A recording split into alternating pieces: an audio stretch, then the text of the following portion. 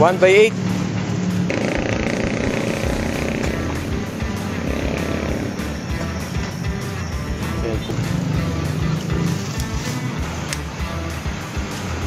Shout out Technician Marlon at your service.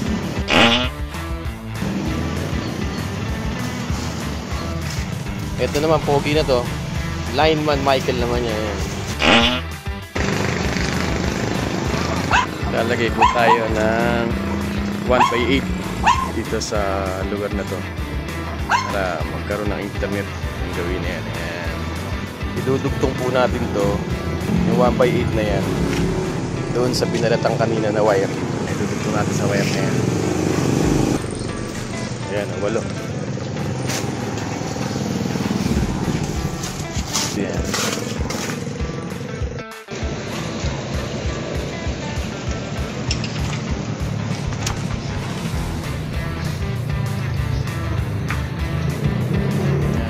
Bubuksan niya yung fiber gamit ang diamond.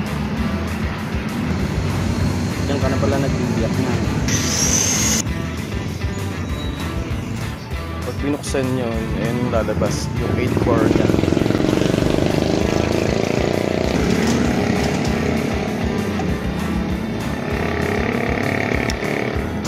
Ayan, i-splice niya yung fiber. Gamit tayo ng clever. May guide na siya. Ayan. Para maputol yung fiber. Then, lalagay po dyan sa fusion. Hindi pa nanginginig yung kamay na yan eh. Okay. Tapos, babalatan niya ulit isang fiber na idudugtong. Ganyan ang pagbalat ng fiber. Patch cord. Lever ulit.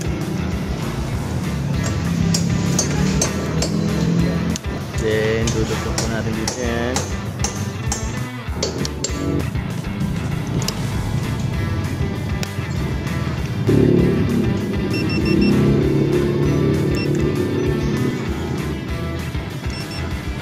Yun. Reading. I-read po. 20. Yan? 4. Pasok. So, ganyan po ang pagdudugtong ng fiber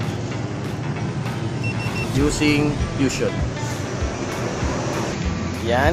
Nakikabot na po yung 3 fiber.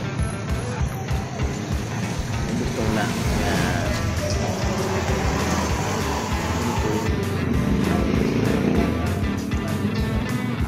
A few inches later.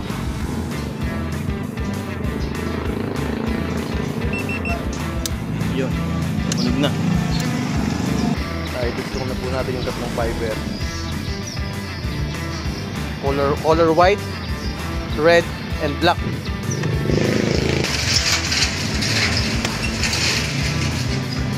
Then, pwede na tayo maglagay ng mga knock boxes sa lugar na to. Yan. Na. Sarado na natin. Ayun na. Basta. Then, ilalagay na po yan dito sa poste.